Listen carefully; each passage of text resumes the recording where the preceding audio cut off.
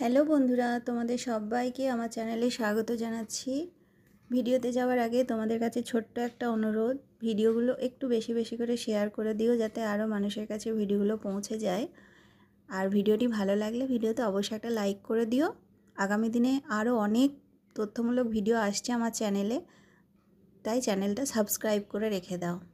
আর তোমরা অবশ্যই কমেন্ট করবে কৃষ্ণকালী মন্দিরের সংক্রান্ত যদি তোমাদের কোনো প্রশ্ন থাকে, আমি যতটা জানি উত্তর দিয়ে দেবো। আর কমেন্টে তোমরা এই কথাটা অবশ্যই লিখবে, জয় কৃষ্ণকালী মায়ের জয়, জয় সোনা মায়ের জয়, জয় মঙ্গলা মায়ের জয়।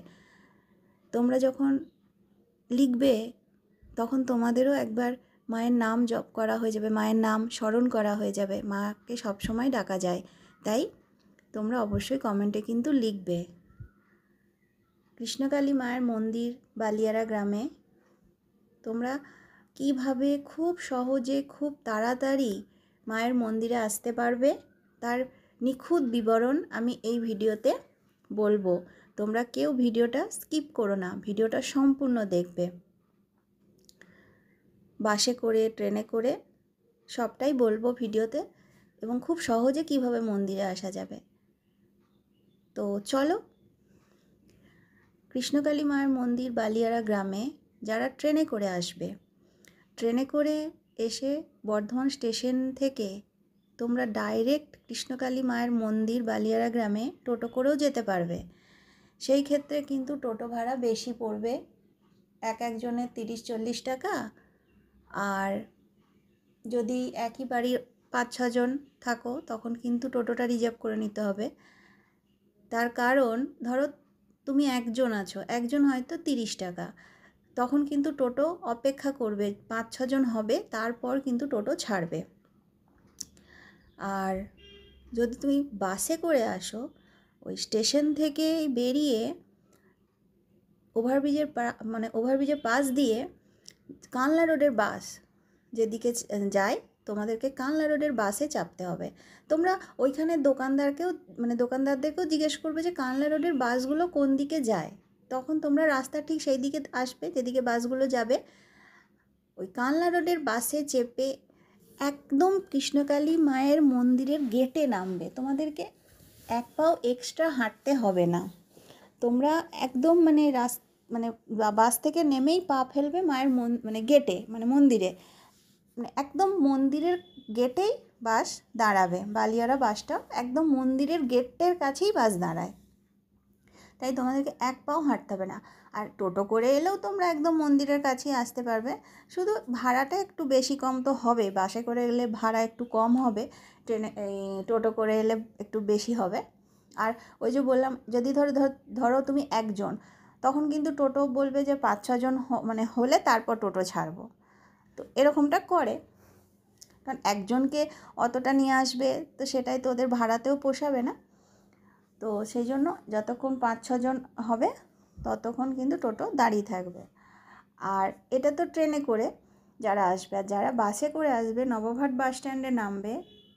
তোমরা নবঘাট বাস স্ট্যান্ড থেকে টোটো করে কৃষ্ণকালী মায়ের মন্দিরও যেতে পারো।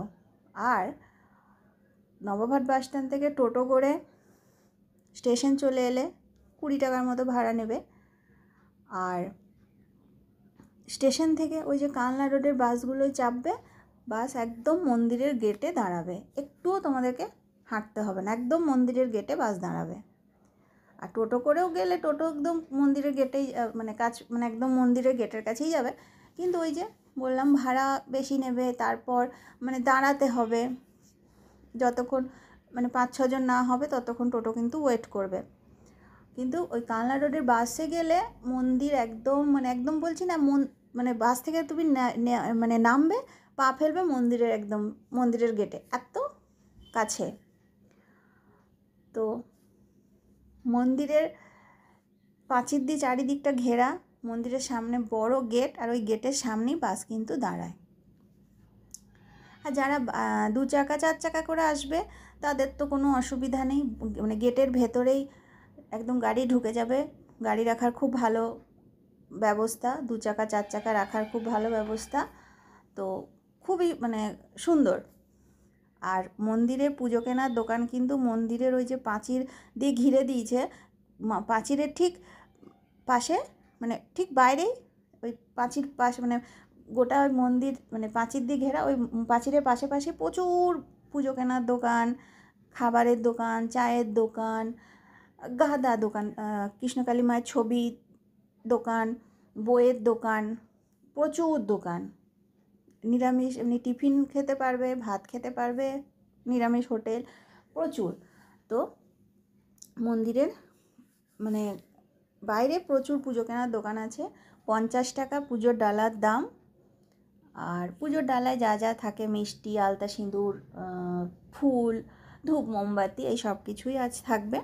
আর তাছাড়া তোমরা যদি কেউ ছবি কিনতে চাও, বই কিনতে চাও, সেটাও আছে। ছবির দাম আমি একটা বলে দিচ্ছি, ছোট ছোট যে ছবিগুলো সেগুলো 20 টাকা করে, আর যেগুলো একটু বড় 50-60 টাকা, তার থেকে যেগুলো বড় 100-150 টাকা এরকম। আর বইও কিনতে পাওয়া যায়, ওই বইও ওই 20-30-40 এরকম দাম। ছোট ছোট বই আছে এরকম, মানে যেমন বই সেরকম। যেগুলো একটু বড় সেগুলো একটু দাম বেশি। তো তোমরা ওখানে কৃষ্ণকালী মায়ের ছবি পাবে, বইও পাবে।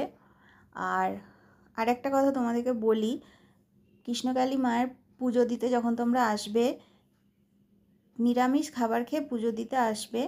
নিরামিষ খাবার খেয়ে কৃষ্ণকালী মাকে পুজো দেওয়া যায়। মঙ্গলামা বলেছেন নিরামিষ খাবার খেয়ে পুজো দেবে, কোনো অসুবিধা নেই।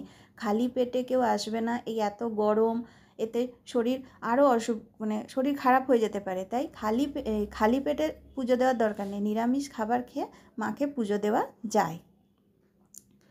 আর পুজো দেওয়া আলতা সিঁদুর, ধূপ, মোমবাতি, এইগুলো নিয়ে আমার চ্যানেলে বড় ভিডিও আছে, যে এইগুলো মানে আলতা সিঁদুর আর ধূপ মোমবাতি এইসব নিয়ে মন্দিরে কিছু নিয়ম ওনারা করেছেন। তো সেই নিয়মগুলো কি আমার চ্যানেলে বড় ভিডিও আছে। আমি এখানে তাও ছোট্ট করে একটু বলে দিচ্ছি। পুজো করা আলতা সিঁদুর বাড়ি নিয়ে চলে যেতে বলেন মঙ্গলামা। ধূপ মোমবাতিও পুজো করা ওটা বাড়ি নিয়ে যেতে বলেন, মন্দিরে জ্বালাতে বারণ করেন। এত লোক, প্রচুর বাচ্চা আছে, ছোটাছুটি করছে, তো বিপদ হয়ে যেতে পারে। তাই ধূপ মোমবাতি বাড়িতে গিয়ে ঠাকুরের নাম, মানে ঠাকুর তো সব জায়গায় আছে, ঘরে গিয়ে জ্বালাতে বলেন। আর আলতা সিঁদুরও নিয়ে চলে যেতে বলেন। কিন্তু সবাই কী করে, আলতা সিঁদুরগুলো মন্দিরের এক সাইডে ফেলে দিয়ে চলে যায় এবং সেগুলো আগুনে পুড়ে যায়। তার কারণ ওই পাশেই ধূপ মোমবাতি জ্বালানো হয়, সেখানে পুড়ে যায়। তাই মঙ্গলামা এই নিয়মগুলোর ডিটেলস কিন্তু আমার বড় ভিডিও আছে, তোমরা অবশ্যই আমার চ্যানেলে গিয়ে একবার দেখে এসো। আর জবা ফুল খাওয়ার নিয়ম, সঠিক কী নিয়মে খেলে খুব তাড়াতাড়ি ফল পাওয়া যায়, তারও কিন্তু বড় ভিডিও আমার চ্যানেলে আছে। তোমরা চ্যানেলটা সাবস্ক্রাইব করে রাখো। আর আগামী দিনে আরও অনেক ভিডিও আসছে, জবা ফুল কোন নিয়মে খেলে খুব তাড়াতাড়ি ফল পাবে এবং কী রঙের জবা ফুল খেতে হবে, তার জন্য তোমরা চ্যানেলটা কিন্তু সাবস্ক্রাইব করে রাখো। আর এই ভিডিওটা ভালো লাগলে অবশ্যই ভিডিওতে একটা লাইক করে দিও, আর ভিডিওগুলো একটু বেশি বেশি করে শেয়ার করে দিও। কৃষ্ণকালী মায়ের মন্দিরে প্রত্যেক দিন প্রচুর ভক্ত আসেন। আর হ্যাঁ, সোমবার দিন কিন্তু ত্রিশূল ছোঁয়ানো হয় না। সোমবার দিন ত্রিশূল গণ্ডি করা থাকে, সোমবার দিন ত্রিশূল ছোঁয়ানো হয় না। তাছাড়া প্রত্যেক দিন ত্রিশূল ছোঁয়ানো হয়। শনি মঙ্গলবারে খুব ভিড় হয় এবং মন্দিরের কাছাকাছি ঘর ভাড়া পাওয়া যায়, খাবার খরচ কত, এই সব কিছু নিয়েও আমার চ্যানেলে বড় ভিডিও আছে, তোমরা পেয়ে যাবে। এবং তোমরা পুজো দিয়ে যখন ফিরবে, স্টেশন বাস স্ট্যান্ড যাবে, তো সেখানে টোটোও থাকে, আর তাছাড়া ওই যে বাসও যায়, তোমরা বাসে করেও স্টেশন পর্যন্ত যেতে পারবে। তো এই নিয়ে বড় ভিডিও আমার চ্যানেলে আছে, তোমরা একবার আমার মানে চ্যানেলে গিয়ে বড় ভিডিওগুলো দেখে নাও। আর আগামী দিনে অনেক নতুন নতুন তথ্যমূলক ভিডিও আসছে। আর বন্ধুরা, তোমরা কিন্তু অবশ্যই কমেন্ট করবে, জয় কৃষ্ণকালী মায়ের জয়, জয় সোনা মায়ের জয়, জয় মঙ্গলা মায়ের জয়। কৃষ্ণকালী মা জাগ্রত, কৃষ্ণকালী মা জীবন্ত। মায়ের কাছে কেউ কিছু চাইলে মা কাউকে খালি হাতে ফেরান না। জয় কৃষ্ণকালী মায়ের জয়, কমেন্টে অবশ্যই লিখবেন। জয় সোনা মায়ের জয়, জয় মঙ্গলা মায়ের জয়। মা সবাইকে ভালো রেখো, সবাইকে সুস্থ রেখো।